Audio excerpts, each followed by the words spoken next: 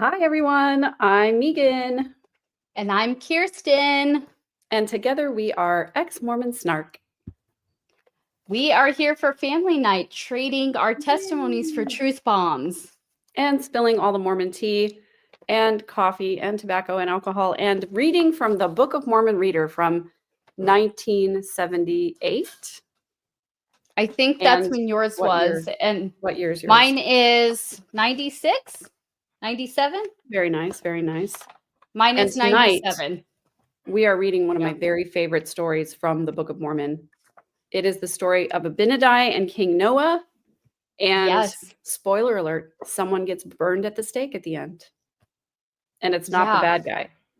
No. And there's a picture that I think is rather graphic for little ones, but Yes. really want to get the point across that he's dead.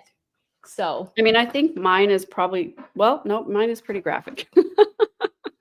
I was going to say, I think when we talked about it previously, yours might be worse than mine.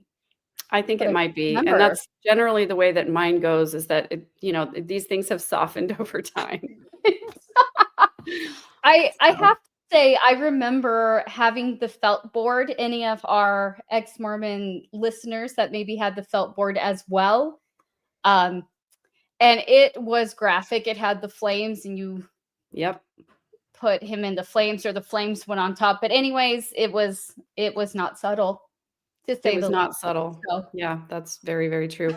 Now, I know that there are lots of other events going on tonight, and so I expect our audience to be small, but that is okay. yeah. I am grateful for the fact that we have a small audience over here. I know it's going to grow, Yeah. but I like that the people that are here are genuine. They just want to be here and have fun with us. So thank you for being here, guys.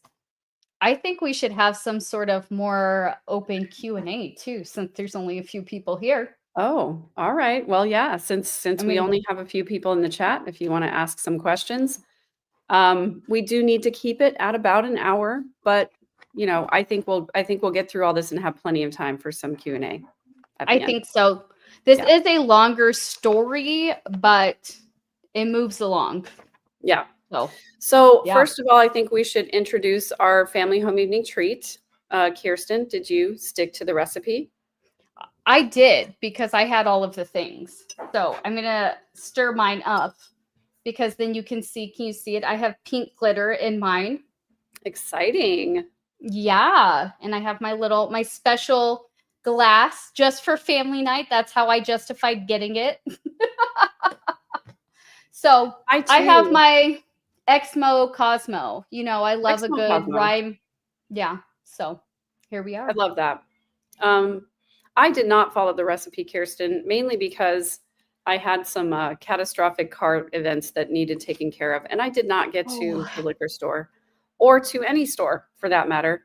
And so I am having a modified Cosmo, which consists of the main ingredient for Cosmo as well as the brandy from last week, because why not? Well, I think part of having fun at family night is really enjoying your own treat as you would like to. And I also think, Megan, this is an opportunity for us to chastise you, because obviously if your testimony was strong enough, you wouldn't have car problems. That's true. So. Definitely. When my car decided to spew coolant all over the inside of my engine, I should have just laid my hands on the hood and given it a blessing and said, I rebuke the evil spirits in my engine. Right? Yeah. The devil was out to get you and knew we were going to have family night and That's that you right. were going to have an issue. It was testing my faith to see if I had the faith for my engine to not be healed, and if I was going to show up to family night anyway. And here I am. So here you are. Obviously, the blessing did not work because my engine was not healed. You're here tonight. That's right. So, as Paul McCartney would say, we're here tonight, and that's enough. So that is enough. You are enough, and you are worthy. Thanks for being here. Yes, to everyone. Well, I mean, we should pick a song. I don't know any Yes. Abinadi's or King Noah songs. Well, Actually, there is that. the Follow the Prophet verse. Is there an I was just Abinadi? going to say There is an there is an Abinadi Abinadi verse. verse. Yeah. I don't know what it is, though. I don't I remember. was gonna because, say, I bet I could look up the lyrics. Yeah. And whatever it is, See. I'm sure that we can change it to be whatever we want it to be. Are you looking it up? Because then I yeah. won't. Okay, you look it Yeah. up. Save your strength. You're going to need it. Seriously. Oh, let's see. Shoot. Come Follow Me Kids is a podcast designed specifically for primary age children. That's a little scary. No. I hate all of those words. Yeah, I do too. Kids should not be listening to podcasts, guys. Yeah. Nope, there is a specific Abinadi and King Noah song that is not a Follow the Prophet song. What does it say? Oh, it says something like, it doesn't matter. Go find the Follow the Prophet. Their words of joy, their words of love, their words of peace, and burning alive. I don't know. Yeah. It takes burning in your soul to a whole new level. Definitely. Let's see. I've got Enoch, Noah, Abraham, Moses, Samuel, Jonah, which is my favorite. Follow the Prophet, am I right? Yeah. Daniel.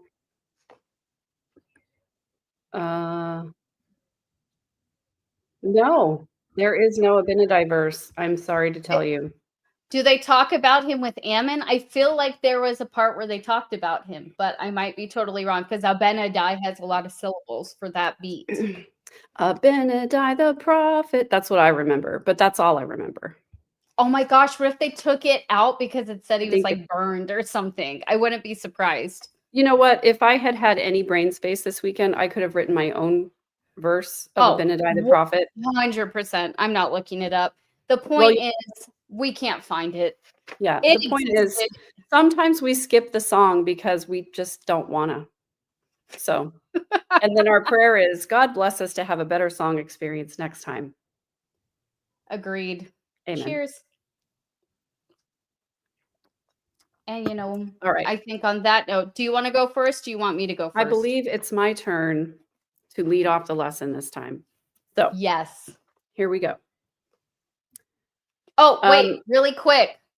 Yes. Just to keep everyone up to speed. Remember, Zenith, whatever his name was, was the prophet last time. He died and he made his son the new king and prophet, and that is Noah, who we're talking about now. Now, don't get confused, everyone, because Noah in the Bible was one of the only people left on the face of the earth who is still worshiping God in the correct way, even though at some point he ends up drunk and naked. But before that happens, he was a good prophet, according to the Mormons. I don't know. Not according to the super weird movie that came out about it, which I forget the name of it right now. But anyway. What movie? There was a movie about the flood and about Noah where Russell Crowe played Noah, if I remember correctly. Oh, if anybody in the chat remembers, Evan Almighty was the only one that I was like, Bruce Evan Almighty was the Noah one. Yeah. Anyway, so at this point in the Book of Mormon, the Nephites were still righteous.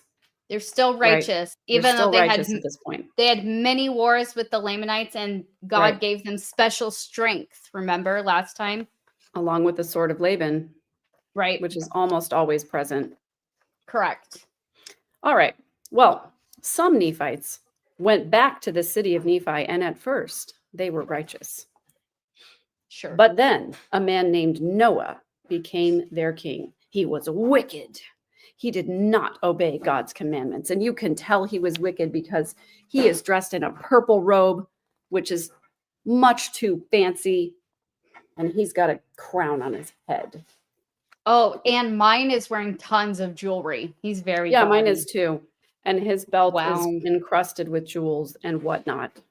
Now, King Noah made the people bring him money and gifts. He did not work for what he got. Do any Let's see. kings? I said what Something I said. something about people bringing money and gifts to the prophet rings a bell. I believe Can't I've quite put heard my that. finger on it. I'm not sure exactly what that is. Something Yeah, about yeah. something with a T. Tie. Dude, Ties. tonight is not the night. Get me started, Megan. Move along. Move along. All right. Now, I want to also note that not only does King Noah wear a crown, but his crown also has earlobes. Oh my God. I remember that picture like so well. So I was like, what is going on here? It's like Yeah. earmuffs built Yeah. in gold.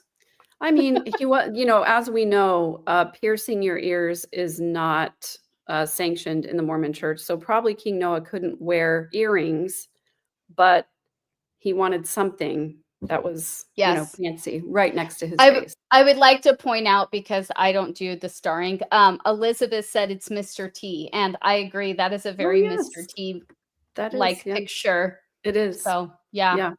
Very nice. Oh my God. Well, sorry. thank you, Steve. Thanks for being here. And thanks, as always, for hyping our channel and making things wonderful. We appreciate you so much. Appreciate you.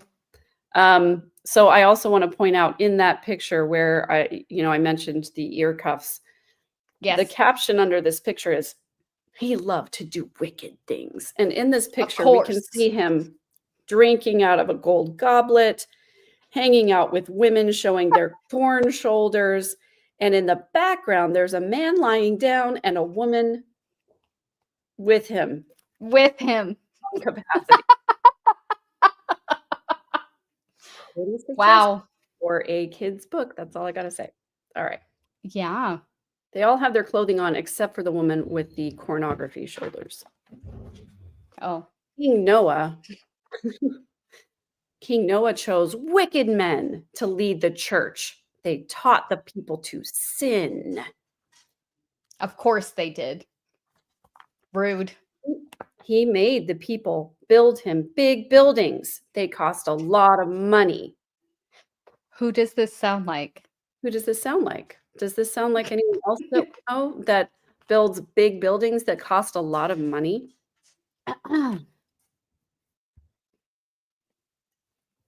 That have gold statues on the top? That's all I'm saying. In either case, he was wicked smart. All right. I love it. God sent a prophet named Abinadi to the people. Abinadi told them they were wicked. Now we can tell Abinadi is a good guy, again, because he's wearing blue robes and he's right here, and his head is covered. Meanwhile, King Noah had a very, very gaudy throne, and therefore that means he was wicked.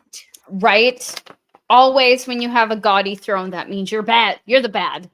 Absolutely. He also has a beard, I noticed. Yes, Abinadi has a beard. That's true. And it's a white beard.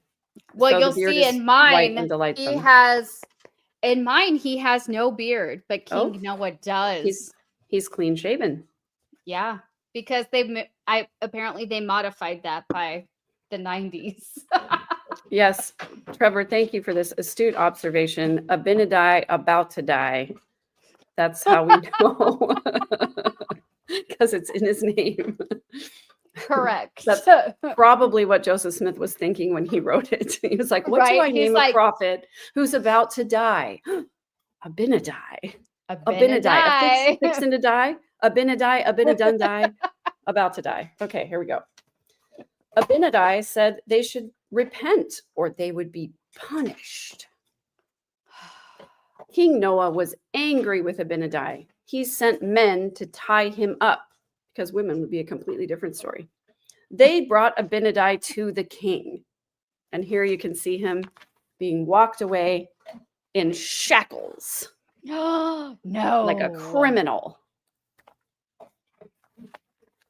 King Noah and his priests wanted to kill Abinadi. They asked Abinadi many questions. They wanted him to say something wrong. They wanted to trick him. God blessed Abinadi. Abinadi told Noah and his priests they were wicked, which always goes over well. Y'all are wicked. I was about to say that. I'm like, I'm sure they took that very well. Right. They tried to kill Abinadi, but they could not.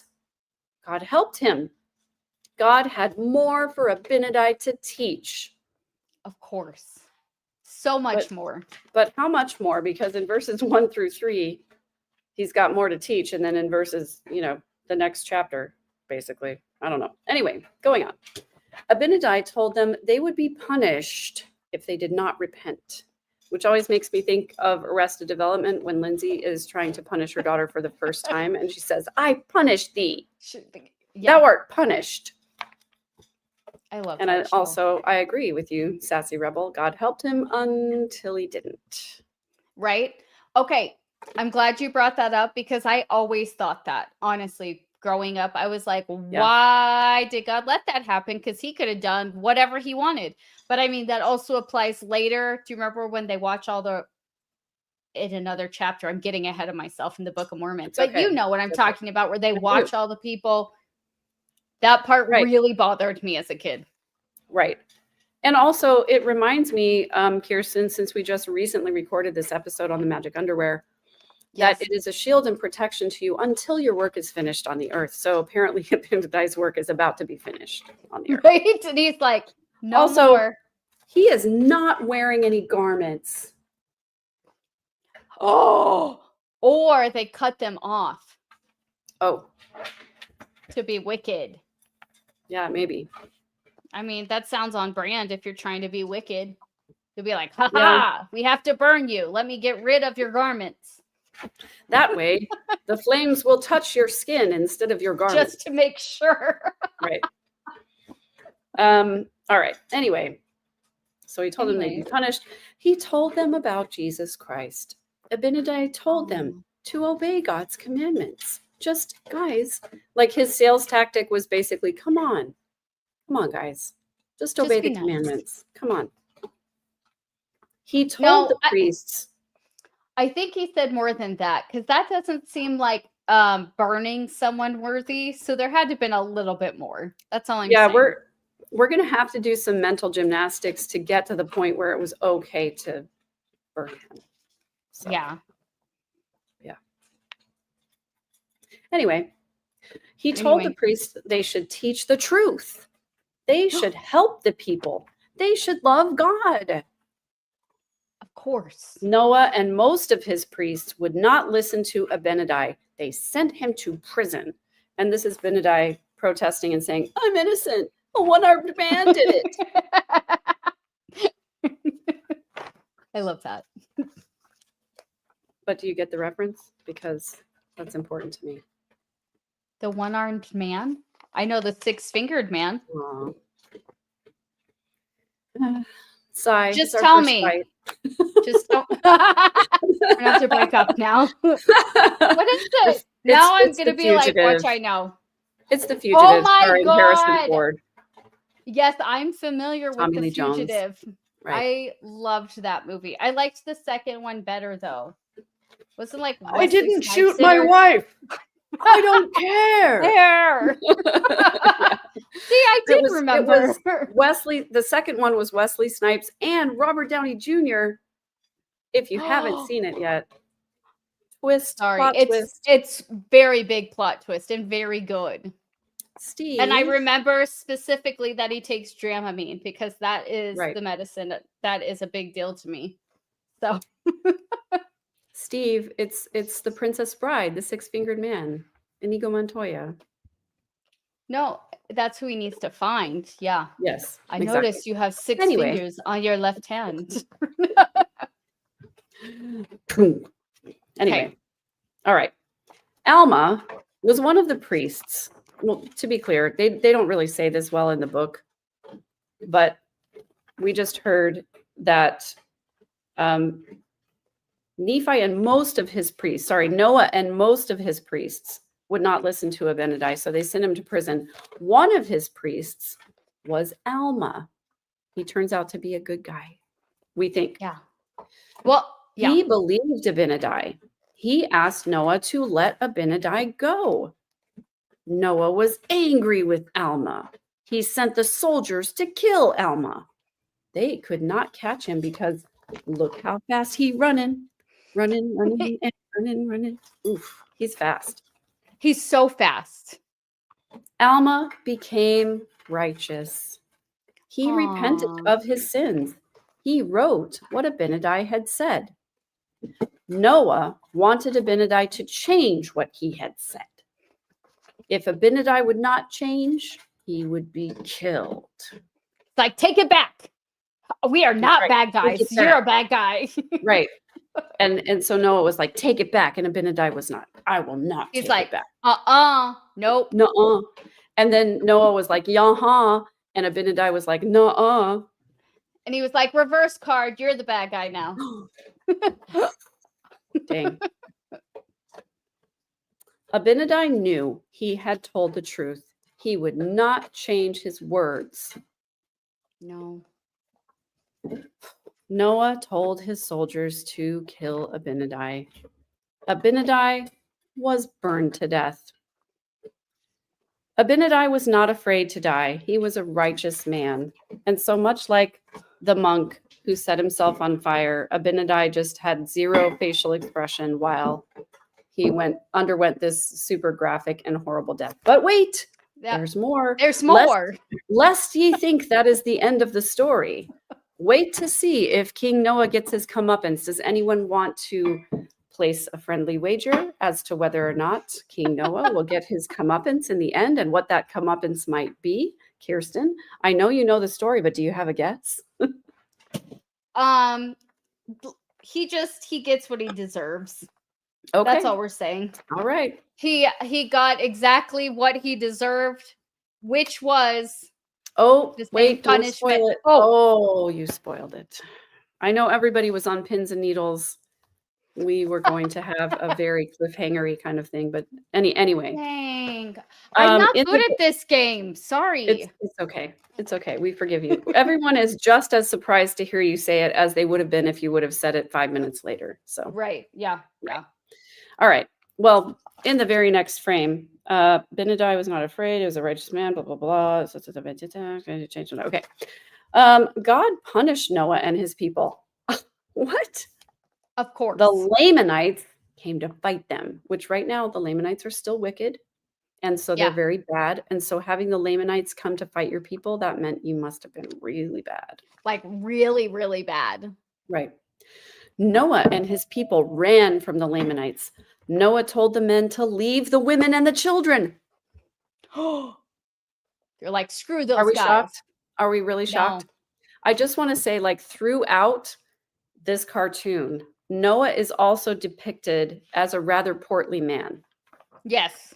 And I just want to point out that it's a little bit fat shamey. I'm not going to lie, because when we get to this picture of Noah running away. He's struggling. Sorry, right here. It basically says that they didn't run fast enough. Yeah. The Lamanites chased Noah. They caught many of Noah's people. Here he is again, right here, struggling just a little bit. So some of Noah's men wanted to go back. They wanted to help their families. Noah would not let them. He wanted them to stay with him. He was afraid.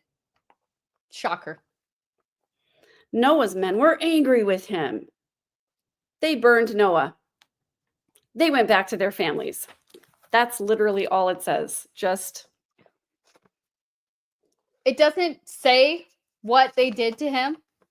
Well, it just says they were angry with him and they burned him. That's it. Like literally three sentences. Noah's men were angry with him, period. They burned Noah, period. They went back to their families, period. Oh, well, mine is different. Oh, because do tell. You'll see. Mine has a lot more detail making good. Abinadi look like way better than yours did. Oh. Yours is like, oh, Abinadi is good. Mine is like all of his prophecies and all of the things that Oh. came true and stuff. Yeah. So Yeah. that was beautiful, Megan. Thank you so Thank much you. for sharing. You're so welcome. I really put my heart and soul into the, dramatic reading of that, and I'm glad that I you know. appreciated it. I loved it. I loved it. Thanks. So I here's can't wait to my hear how yours is different. mine is quite long. Mine is like 5 pages, which most of these are like 2 or 3. So it's Yeah. long because So it talks way more about his prophecies, and Abinadi glows in mine. So you'll see. ooh. Yeah. Well, I want to answer Sassy Rebel's question here, because if you're here late, this Noah is Book of Mormon Noah. It is not Yes. Noah from the Bible Noah. This is a Correct. wicked king Noah from the Book of Mormon in North America somewhere, or maybe Central America, or maybe South America. We don't really know. The Americas. Or maybe made up. Or maybe made up. Yeah, could have been made up by somebody who maybe was not creative enough to come up with new names for characters in his book. Just normal Maybe. Bible names. So, Yeah. okay. All right. Abinadi and King Noah. So, as we recall, the reason I was like, oh, remember this was Zenith's son, because mine starts out like that. Oh, okay, good. Zenith was a righteous king of a group of Nephites. When he grew old, his son Noah became the king. And it shows his funeral right here. As we Oh, recall in the last one, it was just like Zenith died. And that was right. it. So he died. Noah was not a good king like his father. He was wicked and would not obey God's commandments. Always a recipe for disaster. Right?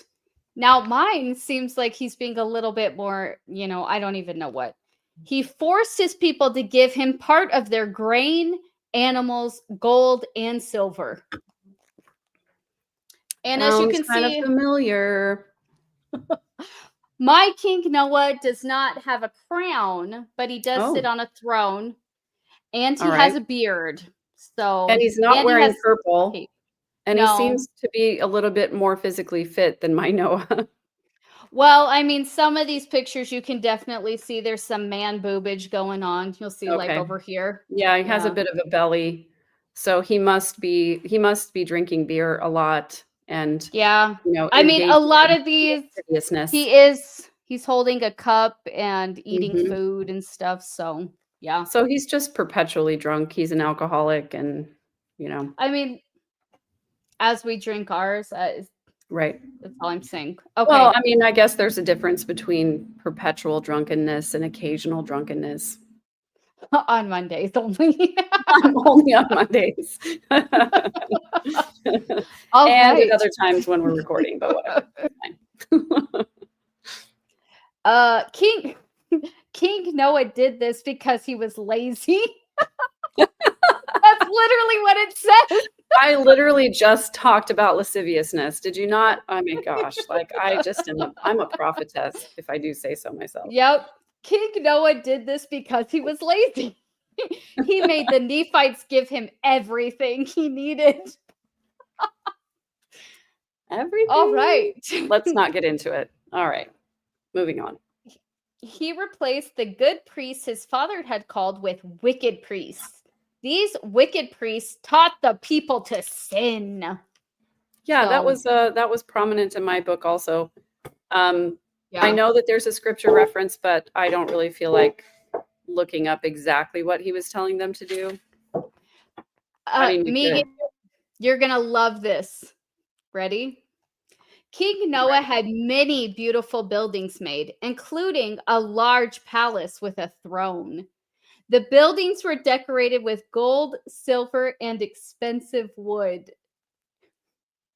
That sounds really awfully familiar to like the Mormon temple. Exactly. Temples, that cost around Gold. $50 million each. And a lot of it is donated. I said what I said. Anyways. Yeah. The king loved riches he took from the people. He and his priests spent their time drinking wine and being wicked. That sounds a lot like my life right now. I spend Both a lot of time drinking wine, drinking wine and being being wicked wicked. at the same Yeah. time, because it's only fun when you do both at the same time.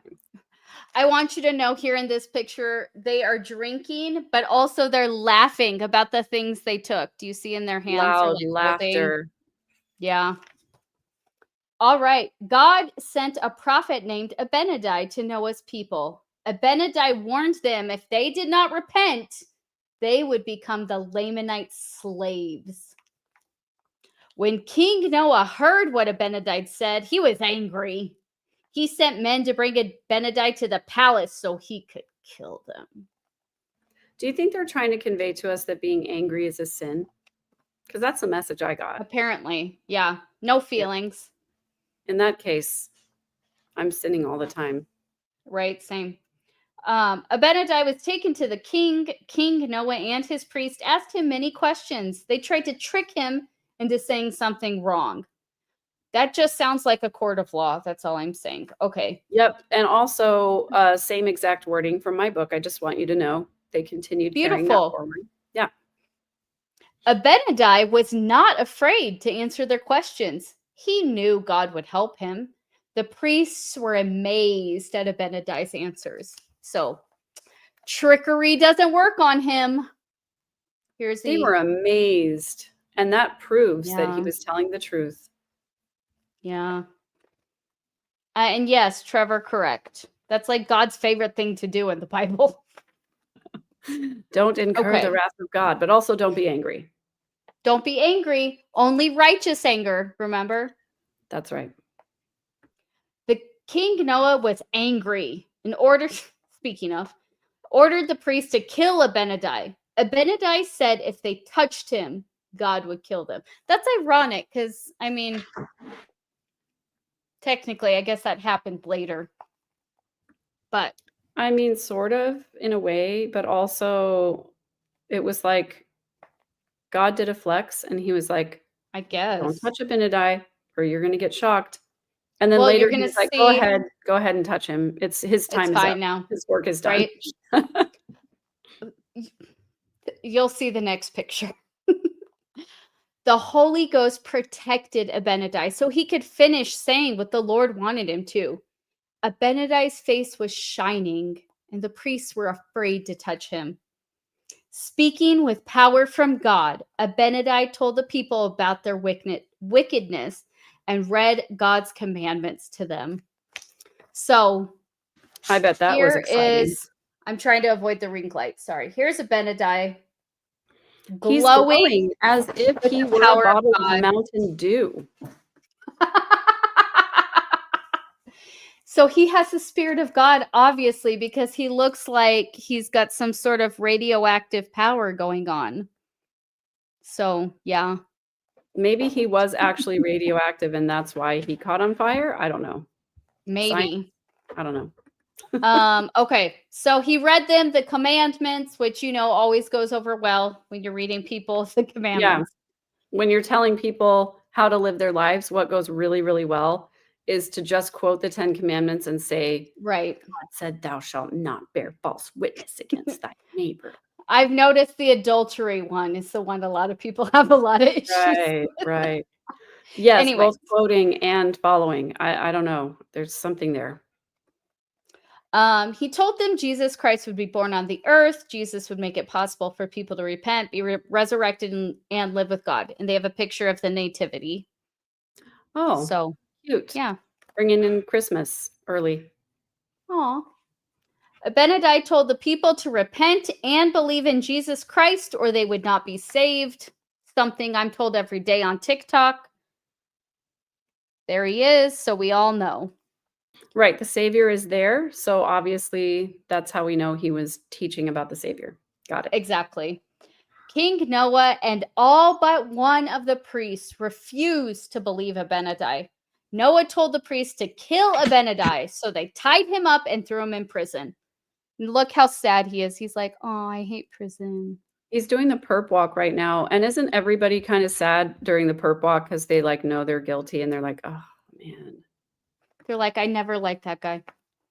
Okay.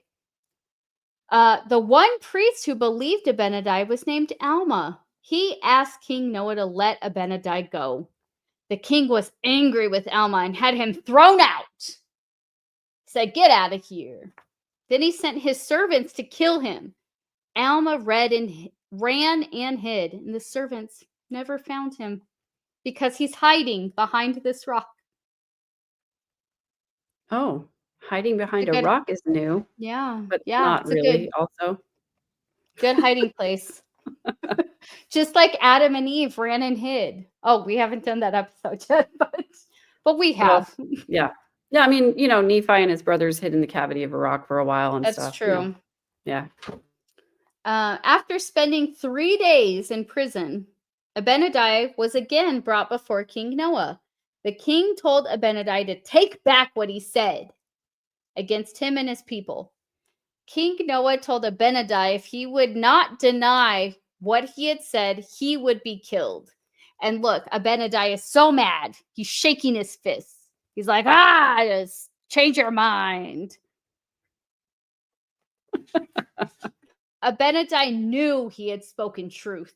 He was willing to die rather than take back what God had sent him to say. I think he looks pretty good for being in prison for 3 days. Yeah, that's not bad. I mean, the mullet is popping. He looks great. Yeah, he looks great.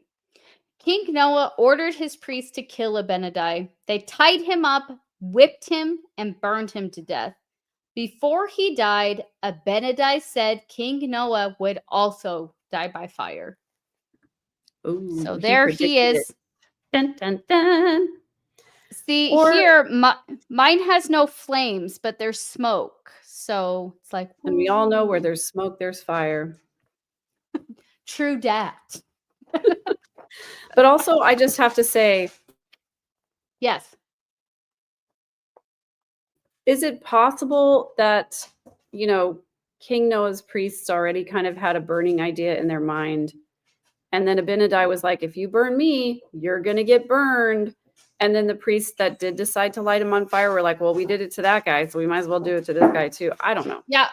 Maybe that was a common way. They didn't always have Laban's sword to get things done, That's true. So fire seems very convenient. All right. Another really great pictures, just so you know, are coming. So I apologize. I didn't draw them. Some of the Nephites opposed King Noah and tried to kill him. The Lamanite army also came to fight the king and his followers. The king and his followers ran from the Lamanites, but the Lamanites caught up and began killing them. The king told his men to leave their families and keep running. So here are the Lamanites. There they are running. Kind of reminds me of that dude on the Titanic who was like, out of my way, women and children. Let me get on the lifeboat. Okay, when you were reading, I literally had that thought, and I thought everyone's going to think I'm a nerd if I say that, and so I did it. I was like, it's Cal from the Titanic. See, I don't care if people think I'm a nerd, because I am. True. The one arm, yeah, that's you. It's okay. Guys, I have to say, me and Megan have quoted movies to each other, and we have not yet, besides that one, that was our first miss. So there you go. All right. Many of the men would not leave. They were captured by the Lamanites. I just want to show you because I hate this so much. And also, Mormons are the worst. I think you can tell which ones are the Lamanites and which ones are the Nephites. Yeah, by the way, the Lamanites are the ones with no shirts, wearing coats of skins, and they have dark skin. And it is just one more of the racist portrayals in the Book of Mormon, unfortunately. And the Nephites also have the light hair. Just so we all know, no beards, light hair. White and delightsome. Okay. Most of the men who ran away with King Noah were very sorry. They wanted to go back and help their wives and children. King Noah, so altruistic of them. I know, right? after you already left your wife and children to be killed, you're like, man, maybe I shouldn't have done that. I don't know. Or they saw King Noah wasn't fast and they're like, well, we're dead anyway. Maybe we should go back and wave the right flag. All right. King Noah did not want the men to return to their families, and he ordered them to stay. And look, he's like shaking his fist. He's like, you better not. How The dare men you were- leave me for your women and your children?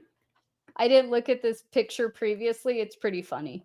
The men were angry with King Noah. They burned him to death as Abinadi had prophesied. Just doubling down that the prophet was right. They then went back to their families. And see, here they are going back to their families, and there is Abinadi in the background. Or, excuse me, King Noah in the background having the same fate. And they're all like, well, Yeah. I guess we're done with that. Abinadi prophesied the king shall burn. Yes, beautiful. That's it. That's mine. That's not how that song originally went, but I figured it was pretty fitting. I don't know. I think it was beautiful. I appreciate that. So there we go. There we go. And, you know, I was always really disturbed by this story because it is told in such graphic detail, not just here, but, you know, in the Book of Mormon too. Yeah. You know, they're pretty graphic about him burning to death and kind of what happens to you when you burn to death. And it was kind of sold as a flex. Like, look at how faithful he was, that he wanted to tell the truth so bad that he was willing to be burned alive. Yeah. And it's sort of like a foreshadowing of future things that people are going to be asked to covenant in the temple, to like give their very lives if need be. Well, that's kind of where I was going. I was going to say it made so much like he was a hero. He was a martyr. He didn't care. Like he wouldn't deny God no matter what. That I feel like a lot of people use that as like, it doesn't matter. I'm going to say this until I die, which I kind of feel is a big theme in Christianity. I mean, I don't know. It just kind of seems like they're never going to deny it no matter what, which, okay, here, I don't know. I don't think there's anything probably I would be like, yeah, go ahead, burn me. I don't know. Maybe. Who knows? But I just think it's interesting that there are many stories like that in the Book of Mormon. As we go along, you'll see like that is a common theme, specifically in the Book of Mormon. I feel like that it's like, but also like throughout Christianity. I mean, Jesus was the ultimate martyr, who was killed for what he was teaching. And so it seems like all of the fan fiction that comes after that is like, well, you know, the most faithful, the most righteous ones are the ones who die for what they believe. And that's why I think the mainstream Mormon church adopted the narrative of Joseph Smith being a martyr. And ignoring all of the rest of the facts. Like, he had a gun. He shot through the door. He actually injured some people. He was drunk the night before. Like, all of these things. It's way more important to whitewash the story into a martyrdom than it is to believe that he went to the window and made the Masonic sign in order to have the people save him. And then he died anyway. So also, they don't ever tell anybody that the reason he was arrested was because he did things that were illegal. Yeah. Not that treasonous. They say, at least what I was told when I was a Mormon, was that he was arrested because they just didn't like him preaching or having his church or whatever. But it's no. I was told the reason he was arrested multiple times, time after time, was because they were always trying to trump up some charges because they didn't like him saying that he had seen God in Jesus Christ. They didn't like the fact that the Mormons were prosperous and successful financially. So they kept trying to make up allegations against him that weren't true. Well, turns out that's not the case because he was convicted more than once. He was fined several times. And he was in jail like something like 30 times. And, keeping in mind his age at his death, he was only like It's a lot 40. of times. How old was 30, he? 32, 33, something like that. No, because he was 37 when he married Oh, yeah. Helen Mar Kimball. I think he was 42, if I want to say. I don't know. I need to look it up again. Okay. But I anyway, believe you. I just remember that he was rather young yes, he was for, quite young. yeah. He was so young, in fact, that he did not have any kind of a succession plan. And so that's where we kind of got where the modern day succession plan came into play, is like they just choose whoever's been in service to the church longest. Yep. Because Or they're, whoever turns into the prophet. What? transfiguration. Aloha Mora. Just No, that's the unlock the door. What's the anyway, can't remember the transfiguration one. I just remember the polyjuice potion. Yep. So. I seem to remember a water goblet being transformed into a rat, but I don't remember the incantation, which is weird because I normally remember weird stuff like that. Anyway, I don't know. it's been too long since I've watched. I used to do a Harry Potter marathon every year at during Thanksgiving break. Yeah. On purpose? On purpose. Yes, we would watch Oh man. all of the movies. When people would do, like, at BYU, this was a thing that they would do James Bond marathons, and I was Okay, like, dude, but no, James there's like Bond is not Mormon. What with all the drinking and sexing and whatnot. I think that's who the boys wanted to be. It was like Joseph Smith thinking he was Nephi. They wanted to marry someone named Alata Vagina. Oh, I was gonna say Pussy Galore, but I don't know if we can say that. It's a character. Well, it's too Someone late has now. to say it. Someone has said it on YouTube. I'm sure they have. Like, the question is, did they get demonetized or shadow banned? That's the question. Whatever. It is what it is at this point. I mean, we really are here just because we think we're funny. I mean, let's be honest. But that was the thing. Goodness. I can't do marathons. I can maybe do like a Charlie Brown marathon where each episode's like 20 minutes, but multiple movies, I couldn't. Maybe no, I was going to say Star Wars is probably a thing I'm sure my husband has participated in. I just fall asleep, man. I think it did actually start with James Bond, because TNT used to do a Bondathon every Thanksgiving. And my dad was all about that. And I was like, right. Yep, that tracks. I can't think. I've done an Indiana Jones marathon. Oh, but that's only 3. 5. Well, no, I mean, it was only 3 at the time. It was 3 when I did it. Now there's 5. Yeah. Did you wear earplugs during the second one? No, because I love that one. It's not my favorite. So mine go 3, 1, 2, which is also very weird. I don't even count 4 and 5 because they're not the real fandom, I feel like. Even though the first like 20 minutes of 5 I enjoyed. Anyways, 3 is the best because Sean Connery's in it. And, it's got the Holy Grail. It's all very exciting. And that pretty girl who was with the Germans, but she was still very pretty. Elsa. Yes, Elsa. And then number go 1, we all know. Crazy. I said don't go between them. Don't go between them. I think about that every time I pass 2 semi trucks on the freeway. Right? Guys, I have like the pendant that they have. It's both sides, but Megan said I should get the tattoo of the one side on my hand, but then I'll be digging in the wrong place. So I apologize to everyone who doesn't. I apologize to everyone who doesn't get this, but also go watch Indiana Jones. It's life-changing. It isn't, but it might be. I mean, you might love it. We did. You might. There you go.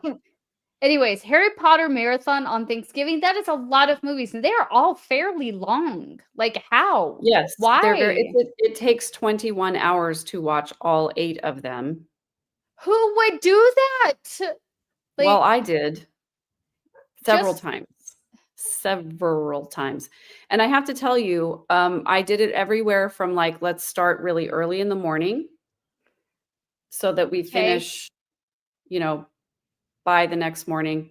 And then I Yeah. decided that was a bad idea because number 7 is pretty boring. And so then you Yeah. end up falling asleep right, at the so then I thought, okay, we're going to start at midnight, and then we end up before midnight the following night. I don't know. Wait. Yeah. This is important. It's not. So, are you saying that you do the marathon and you have to watch them? Mhm. I Are mean, you obviously crazy? Like, my people would fall asleep. favorite thing to do is fall asleep during a movie. Like, it drives my husband nuts.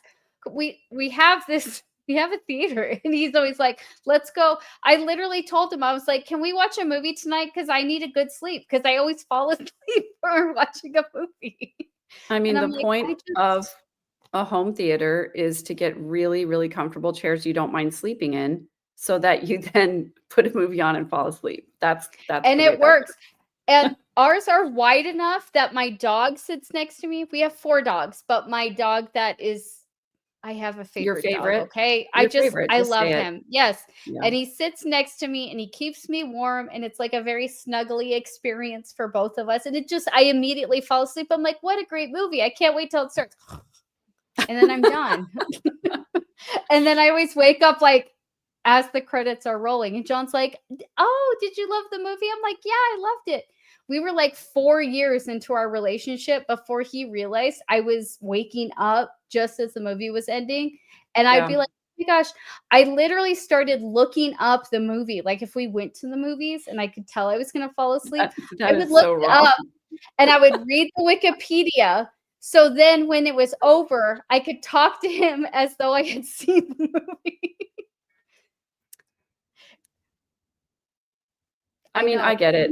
It's amazing to Kirsten, savor I a have to movie. say there is there is good evidence to suggest that rewatching movies and TV shows that you've already seen is a trauma response. And I recognize for me that Yeah. that's absolutely the reason that I do it because I know the ending already. It's Yep. predictable. I know what's going to happen. I have certain things about it that I love to see. And because Yeah. I am a very like sensual person, meaning all 5 senses, like, the visual is important to Sure. me, the Sure. All soundtrack is 5 important to me. senses. Mhm. Sure, Megan. It's an ADHD thing, like, it just like, I grab all these little parts out of the movies that I like, and then it's like, okay, once my dopamine has been satisfied, I do my dopamine Yeah. dump, and then I'm like, same, fall asleep. Um, on that note, The Office is probably my number 1 show to Yep, put on because yep, I know every single episode so well. I can put it on. I right? know what's going on. Arrested Development is number 2. But only Can the you first guess? 3 seasons. Yes. You'll never be able to guess number 3. Maybe you will. Any guesses number 3? The Office, Arrested Development, are we talking about a TV series? A TV series, yes. I don't Alright. think you'll Is guess it. it Gilmore Girls? I've never watched Gilmore Girls. I've watched like 2 Okay. episodes and I was like, nobody talks like that Kirsten, do you know why you don't like Gilmore Girls? Because you because got they're along with your annoying. mom most of the time. That's probably That's true. why. And the That's reason that probably I true. like Gilmore Girls, well, first I hated it, but then I liked it, is because I realized that my mother was The the mother. grandma? Yeah. Oh, Emily. yeah, Yeah. yeah. Emily Gilmore, I except just without thought the nobody outward talks show of like money. that. I was like, nobody talks like that. Nobody talks like that. You mean nobody talks like, "Hey, mom, what made you think of that?" And she was like, "I don't know, hockey puck, monkey underpants." She was like, "Bicycle, hockey puck, No, monkey underpants." they talked so fast, like just blah, blah, blah, blah. And I was like, nobody talks like that. Like it bothered me. So I will tell you, since I know nobody will guess it, it's Breaking Bad. I love Breaking Bad with Oh, every okay. bit inside of me. I've watched it easily all the way through probably 20 times. I'm not exaggerating. I love that show so much, which is weird. I don't know. There's probably some psychological thing people could analyze with it. I don't know. Am I Bryan Cranston? Am I Aaron Paul? Who really knows? Maybe I'm more Saul. But the point is, I love that show. I just do. I started to watch that series, and there were things about it that I really loved. I thought the storyline was compelling, but often I found that the detail around the storyline slowed everything down so much that it was hard for me to stay engaged in it. See, and that's why I loved it, because I'm very much like I'm a very logical person. I will find plot holes like crazy, and then I can't enjoy it. Like Gilmore Girls, I'm like, nobody talks like that. There you go. But Breaking Bad, I loved. Oh my gosh, do you have to go? This is gonna make you so proud. Sassy Rebel falls asleep rewatching Ex-Mormon Snark. We've become the rerun that people don't actually watch. They just put it on and fall asleep to. I feel so honored, honestly. Honestly, I feel like there must be something wrong, because my laugh would wake the dead. And it's probably like people are listening and they fall asleep, and then Kiki laughs and people are like, what? And they're like, oh, okay, she's happy. Going to sleep. Oh man. You do have to go though. Megan has another engagement. Only in 20 minutes. It's fine. But I do feel like we covered the Abinadi topic pretty well. Although it's hard to do justice to like telling people how important and pivotal this story was to me growing up. It was like something I thought about all the time. Like, well, if you're not willing to be burned at the stake, then are you even a faithful person? Right. And then as I grew older, I realized I probably was at some point, considering how opinionated I am. Let's just be honest. I guarantee I was a witch or something. Right. But the reason also Abinadi was such a big deal, because he converted one person, Alma. Alma, as we go through the Book of Mormon, is extremely pivotal and bringing many people to the church. The very next one is like he ends up having this like mass baptism and like bringing everybody back to God. So I remember that being a really big deal. Like you could be the one person that changes the world, kind of thing. Like your testimony, even if it only affects one person, that person could be the next prophet. You know what I mean? So Kirsten, do you remember the super, super cringy song? This might have been too old for you, but there was this song, I want to say it was a Janice Cat Perry song, that was something about if you should labor all your days and bring but one soul unto me, how great shall be your joy. How great shall be your joy.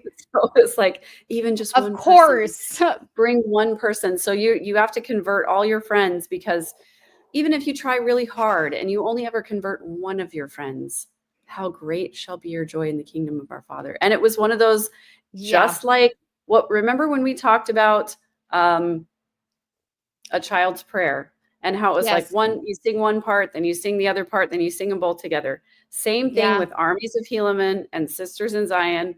And same thing with this song too, because if you bring one soul, then how great shall be your joy. And then there was a second part, and then you sing both parts together, and it was mind-blowing. Don't get me on Sisters in Zion, Armies of Helaman. I was at EFY the very first time they introduced that, and anyways, we'll get into that another day. It was a whole thing. Speaking of EFY, we were sorry, my dog like shoved a toy under the door. My favorite dog. He's like, Mom, please come out. He's like, I hear you in there. What are you doing without me? Right. He's like, I've always loved you. Why aren't we watching a movie and cuddling in the chair? When I was an EFY counselor, it would always be like, bear your testimony anytime you can. That was something they spoke a lot about and emphasized to the counselors. For those who don't know, EFY it stands for Especially for Youth. It was a very expensive LDS youth camp that they offered every year. And to be hired as a counselor for it was a very prestigious position, in that pretty much every single person I knew would apply for it, and they only hired like 2 a year. If you had done it before, it was hard to get into, but that's You neither pretty here nor much there. had to have like a really important last name or something. Anyway, please continue. Anyways, shut up. You had to have been a nepo baby, is what she's saying. Okay. Yes, and correct. So when I was an EFY counselor, part of the training was to bear your testimony at every possible moment. And one of the reasons was they said, it's like a Benedict. You might have someone in your group that could end up being a 70 or a mission president or a prophet. Like they literally said that. And your testimony might be the one thing that like helps build their testimony or convert them or keep them in the church. But that was something they talked about all the time. So this story of a Benedict to me, even as a kid, was like, be willing to die for your testimony and make sure you share it as often as you can, because just that one person being converted would be enough, kind of thing. And let's be honest, nobody who is a convert to the church is ever going to be the prophet. I mean, let's be honest. You have to have like pioneer heritage. I mean, and or also a special last name. Or a special last name. I want to say that 1990 was the year they started. I wasn't aware of them before then, but that could be because I wasn't old enough. But I remember it becoming a thing in the 90s that I was like, oh, my mom and dad, can I please go? Can I please go? And they were like, it's in Utah. And I'm like, yeah, I know. I want to go to Utah. And they're like, plane tickets. And it's expensive. So yeah, because when they came to Trinity in San Antonio, it was pretty new when I was like teenager age. But I mean, this was like $500, $600 a week, and that was in the 90s. So it was a lot of money. I don't know what it is now. I haven't asked, but I wouldn't be surprised if it was a couple. I mean, at least like 1,000, maybe 1,200 or something. At least 1,500. Which is crazy because I got paid $380 a week as a counselor. And I had I probably had 10 to 15 girls, and the boys, it was the same. So, but I got paid like next to nothing. I remember I got a job at Krispy Kreme, and I got paid more at Krispy Kreme than I did as EFY. Well, of course, Kirsten, it's the Mormons. What do you expect? And also now I'm kind of throwing shade at the Trinity University, because Trinity University is a religious school. Am I right? Otherwise, why would it be called Trinity? Why are they letting the Mormons come onto their campus and hold a full camp there? Because I'm thinking like we also have St. Mary's University here in San Antonio, which can you imagine St. Mary's University allowing the Mormons to come on their campus? Does St. Mary's have dorms though? Because I know one of the polls do they? Well, the Trinity dorms were actually. The Trinity dorms are nice. I know. I remember. I went there. They're nice. Yeah. And they have that big like symphony hall. That was one nice thing. Maybe it was just the space, because their auditorium is huge. You know, we had a regional conference at Trinity once, now that I remember. And there was some general authority that came to speak. Interesting. Yeah. Anyway. Yeah, I mean, we really have to do at least one episode on my EFY counselor experience. I mean, Brad Wilcox was there. We could do a whole episode just on Brad Wilcox. Oh my God. Let's be honest. He was the worst. I'm so glad he's gone. I mean, he's still alive, but he's not a leader. So I remember so many things that Brad Wilcox said, like it was yesterday.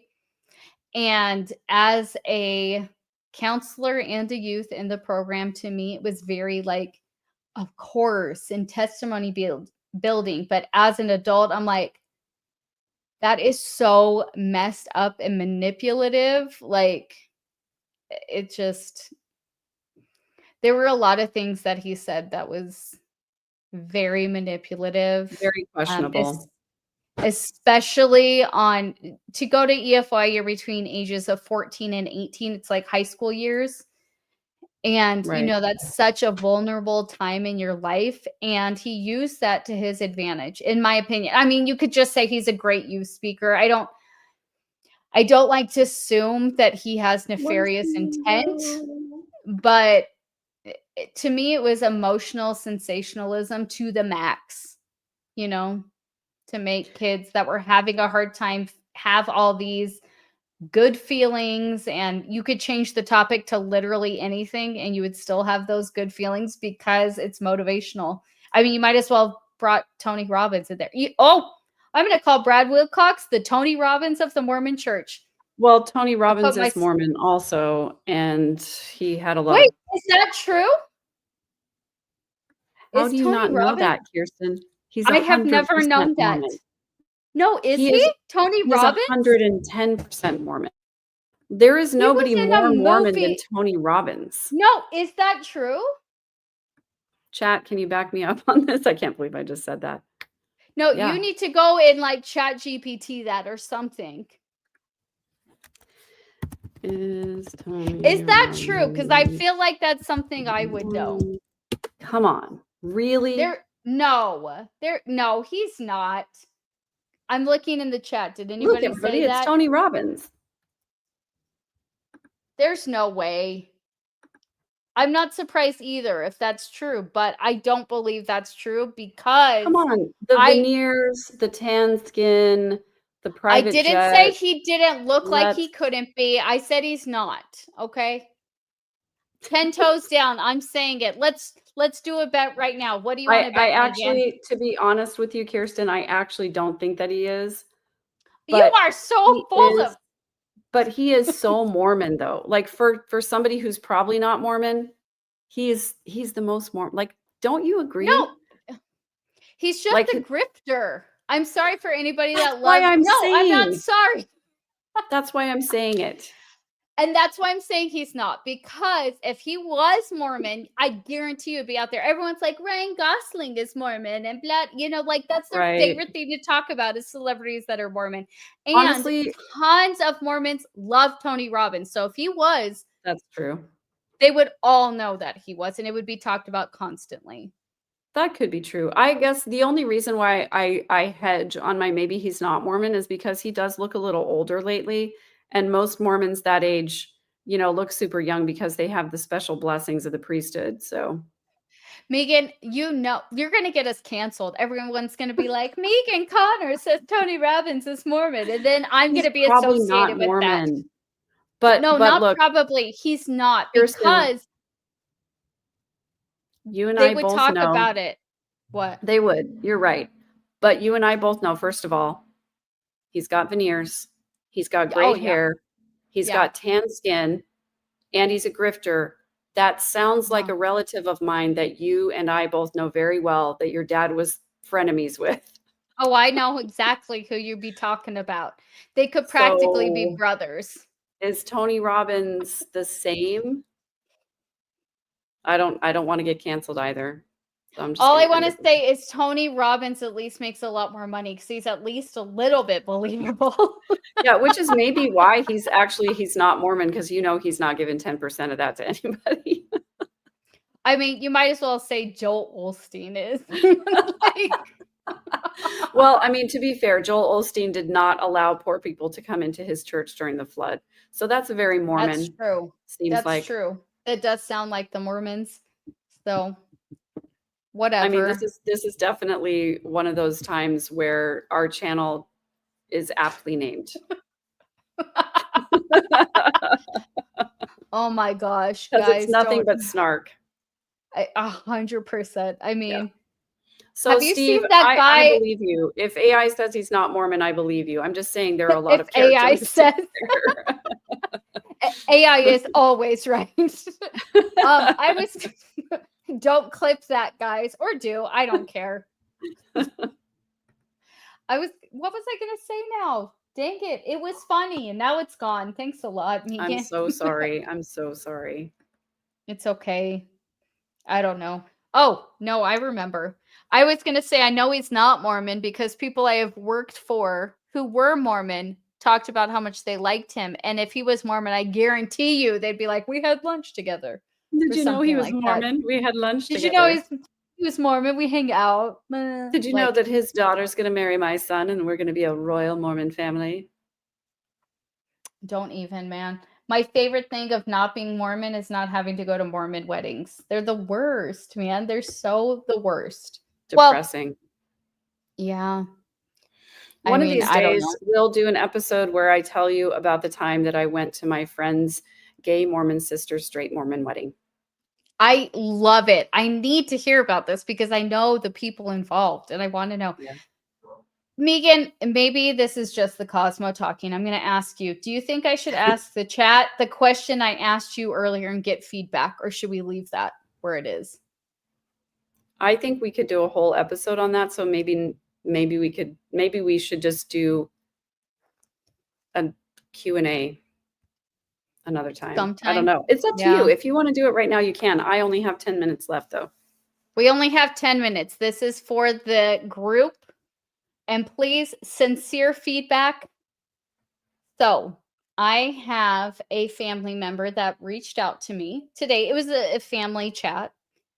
And there is a child who will be getting baptized. And they would like people to send a video, giving comments and stuff. A video message, like a video message of like, hey, it's your Aunt Kiki. I'm so excited that you're getting baptized into the Mormon church. And I have not responded. It was this morning. There's been talks, amongst people and stuff. I don't know how to respond. And I reached out to Megan. I've asked, other people in my circle.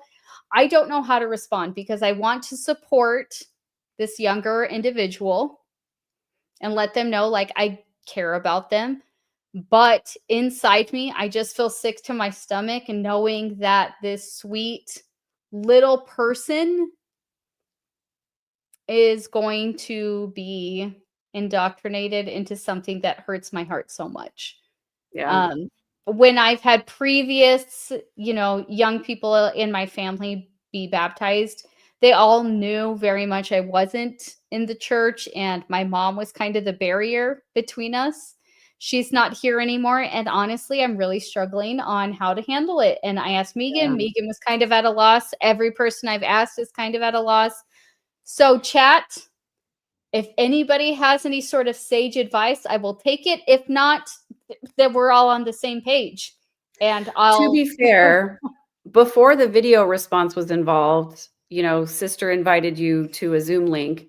And I said that maybe you should just send niece a card expressing your love for that person and just saying, like, I'm here to support you no matter what, and not mentioning the baptism. And I honestly came to the same conclusion about the video message too. It's like same thing as the card, just I love you so much. I want you to know I'm here for you. I care about you, and no matter what you do, I'm here to support you. And not saying anything about the baptism. That's kind of where I'm at. That was my same thought. I'm worried maybe not. Maybe it won't be a slight. I think we're all kind of on tender ground right now, trying to keep what little relationship we have together. Yeah. It's funny. I kind of wanted to bring this to our group only because, for one, I trust you guys with this information, which might be bad. We're out on the internet, but at the same time, I feel like I want people to see who have left high demand religion that these are things that come up, and it sometimes is hard to navigate with family, Yeah. Trevor, that's what I want to say.